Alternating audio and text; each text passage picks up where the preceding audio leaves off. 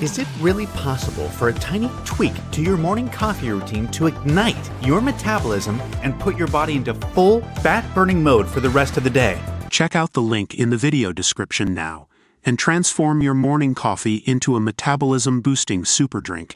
The hairs on the back of my neck prickled as the opening bars of Queens Under Pressure rang out from the pyramid stage. Around me in the crowd, thousands of people waved flags and clapped along as the late Taylor Hawkins started singing MMM Numade, Dum Bum Baby, and Dave Grohl took up the beat on the drums. It was Glastonbury 2017 and the Foo Fighters were headlining after pulling out 2 years previously when their lead singer broke his leg. Watching Dave swap places with Taylor for that tribute, carried by a wave of feeling from the audience, was a spine-tingling moment that I'll always remember. I've been going to Glastonbury almost every year since 2011. This June will be my 8th festival, marking my 75th birthday year. There have been some incredible moments, watching Beyoncé smashing her dance moves while secretly pregnant back in 2011, Dolly Parton on the Pyramid stage in 2014, and Metallica kicking huge grey balls into the crowd that same year. For me, the atmosphere of the festival is like nothing else. The huge crowds, magical moments, and the opportunity to discover new music. I've always loved live music. Growing up in the 60s, my dad took me to see Wilson Pickett and the Swinging Blue Jeans. I saw the small faces under the disco balls at Boston Gliderdrum, and when I moved to London in 1967, I went to gigs with musicians Peter Green and Georgie Fame at the nearby Central London Polytechnic Students' Union. But in my 30s and 40s, my love of music took a back seat as I concentrated on my family and career. I raised my daughter Dora, now 42, and her brother Will, now 38, alongside juggling a job in social housing and later working for the Health Ombudsman, all with the support of my husband Trevor, now 71. It wasn't until my mid-50s that I got an opportunity to go to gigs again.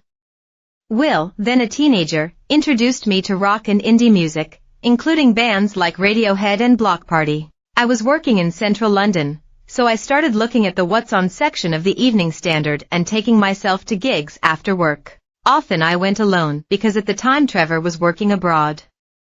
I saw Patti Smith and Willie Nelson, and took the kids to watch Ray Davies. I actually enjoyed going to see live music on my own. It was something to do when Trevor was away and I could please myself, going and standing at the front, or sitting at the back. Other times I went with friends, who began inviting me to things because they knew I liked music. My taste was broad and eclectic, everything from rock and blues, to indie and world music. That's how I ended up with my first ticket to Glastonbury, aged 61, in 2011. My friend, Rona Nicholson, invited me to join her and some other mates. It was my first experience of festival camping. I'd done Eurocamp when the kids were small, but that was about it. I wasn't expecting the sheer scale of Glastonbury. It was like a whole new world. I learned very quickly that, by the time I got back to my tent after a long day of walking, I was so tired that I'd just put my earplugs in, pull my sleep mask on, and that was it. 5 hours later we'd be out, doing it all again. One of the first Glasto acts I fell in love with was LA band Dengue Fever, who were playing on a little stage as we walked down the hill. I was totally blown away and bought their record, which I still listen to now. U2 were one of the headline acts that year, and that was another mind-blowing experience. I remember one of my friends asking how I was with crowds, because there's nothing quite like what you experience at a big festival. Beyoncé that year was magnificent, too. I wouldn't say I was a fan of her before, but I am now. Her voice and stage presence was incredible. Since that first Glasto I've tried to go every year.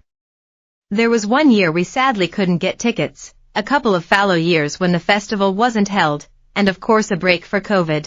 In total, I've been 7 times so far, and this year will be my 8th. In 2019, the year before COVID, we were mesmerized by Stormzy. We said we were only going to stay for a couple of songs, and ended up watching the whole set. Last year, Cat Stevens was a highlight, and I also felt very privileged to have seen Elton John's supposed final live show. Quite often, when I get home from Glastonbury, I watch it all over again on telly, pointing to the screen and telling